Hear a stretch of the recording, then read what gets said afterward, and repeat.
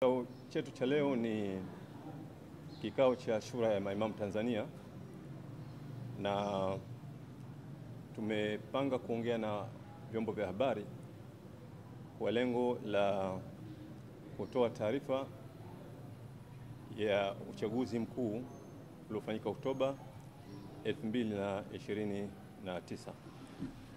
Shura ya Maimamu ni taasisi kongwe ya Kiislamu ambayo katika majukumu yake, moja ya majukumu yake ni kushughulika pia na masuala ya kisiasa hapa nchini, na imekuwa ikifanya au ikitekeleza majukumu hayo kwa muda mrefu. Katika uchaguzi huu wa mwaka huu 2025, Shura ya Maimamu Tanzania, kamati kuu ya siasa, iliweka waangalizi wa uchaguzi na wameshiriki katika maeneo kadhaa hapa nchini. Kwa hivyo leo wanatoa taarifa ya uangalizi ambayo inatokana na uchaguzi huu uliopita. Taarifa yetu itagusia maeneo mbalimbali yanayohusiana na masuala ya kisiasa, hasa katika uchaguzi huu, na tutaeleza yale ambayo yaliyojiri katika maeneo mbalimbali ya kisiasa katika uchaguzi huu. Lakini hatimaye pia tutakuwa tuna tamko la Shura ya Maimamu kuhusiana na uchaguzi huu wa mwaka 2025. Eneo la kwanza ambalo tunazungumzia kile ambacho waangalizi walichoanza nacho kuangalia katika uchaguzi huu, kwa maana ile ya eneo kubwa la kisiasa. Kwanza kabisa ni swala la daftari la wapiga kura. Daftari la wapiga kura ni kitabu ambacho kinaorodhesha Watanzania ambao ndio hatimaye huwa wanafanya maamuzi ya kupatia watu uongozi wa nchi. Kwa mujibu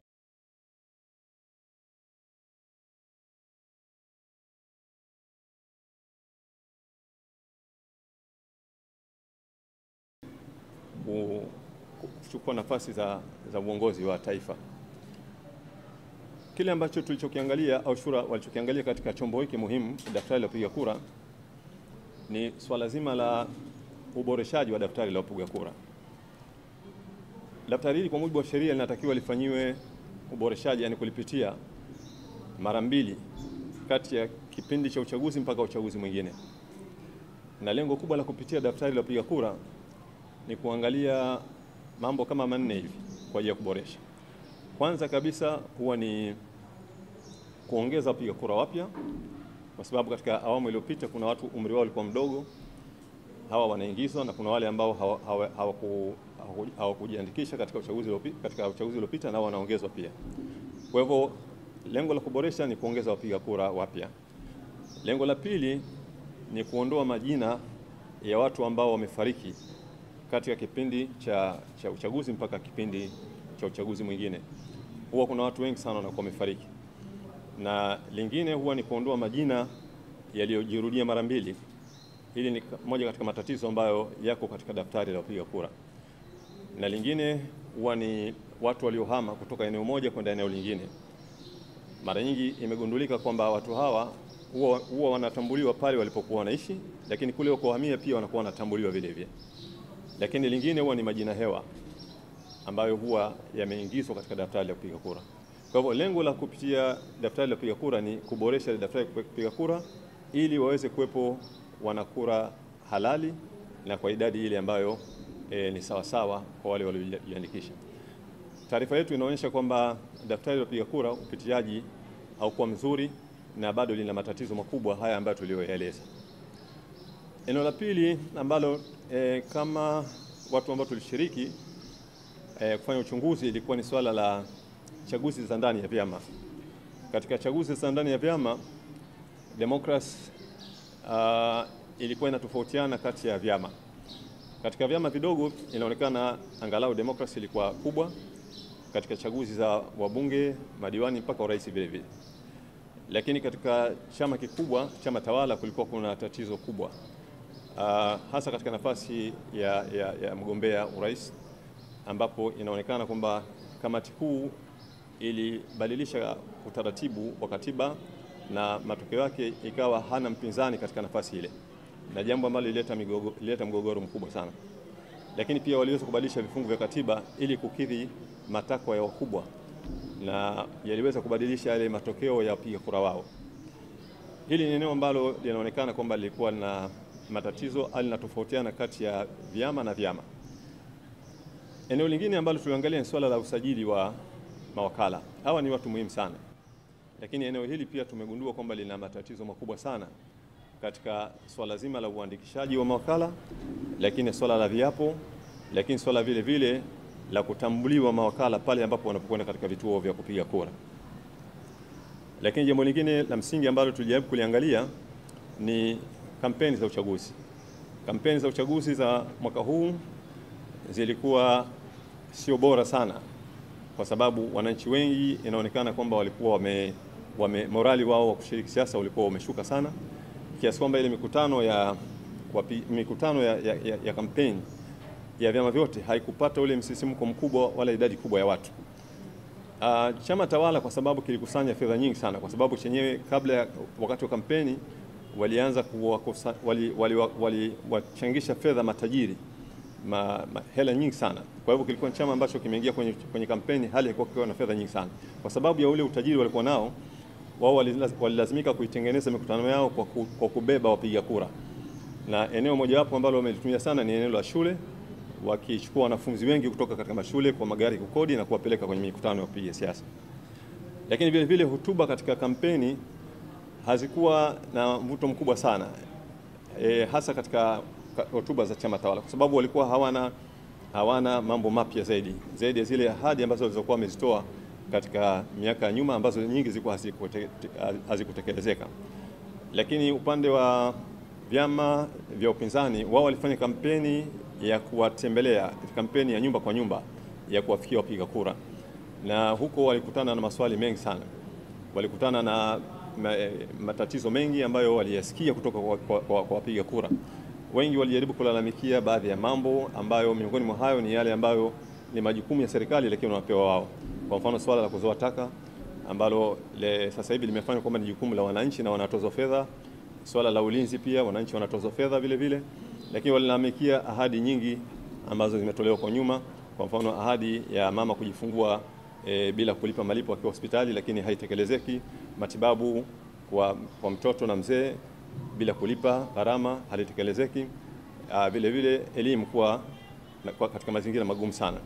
Kwa hivyo walipokea malalamiko mengi sana kutoka kwa wapiga kura. Kwa kifupi, kampeni zilikuwa na sura hiyo za kisiasa. Baada ya kampeni tuliingia kwenye swala la upigaji kura. Upigaji kura ulianza Oktoba 29. Kitu ambacho kilichoonekana katika kampeni, kwanza kabisa kulikuwa na swala zima la kuwazuia mawakala wa vyama vya upinzani kuingia katika vituo vya kupiga kura, lakini mawakala wa chama tawala waliruhusiwa kuingia katika vituo vya kupiga kura, na hiyo ilitoa nafasi sana ya kuingizwa kura feki katika yale maboksi ya kupiga kura. Kwa hivyo mawakala walizuiliwa, na hata pale ambapo walipolalamika, lakini bado waliruhusiwa kuingia hali ya kuwa hawatambuliwi. Lakini kulikuwa kuna hali ya upendeleo vile vile kwa watu wa tume, ambapo kwa mfano kuna baadhi ya maeneo walikuja watu kupiga kura wakiwa hawana vile vipande vya kura, lakini walikuja hali ya kuwa wana barua ya utambulisho wa Chama cha Mapinduzi na wakaruhusiwa kupiga kura. Wakati tukiendelea kwenye zoezi la upigaji kura, waangalizi wakiangalia hiyo hali, kulitokea maandamano makubwa yalifanyika katika maeneo mbalimbali, na yalileta athari kubwa, kwa sababu kuna maeneo ambayo tunaweza kusema kama uchaguzi haukufanyika kabisa. Maeneo kama ya Ubungo, maeneo kama ya Kinondoni, huko ni eneo ambalo liliathiriwa kwa kiasi kikubwa sana na yale maandamano. Lakini pia kulikuwa na swala la mauaji, watu wengi inaonekana wameuawa katika siku ile ya maandamano. Kuna swala la watu ambao walijitokeza katika upigaji kura, walikuwa watu wachache mno. Katika baadhi ya vituo ambavyo wapigaji kura upigaji kura ulifungwa saa 10, lakini wasimamizi wa uchaguzi wakachukua maboksi ya uchaguzi wakaondoka nayo.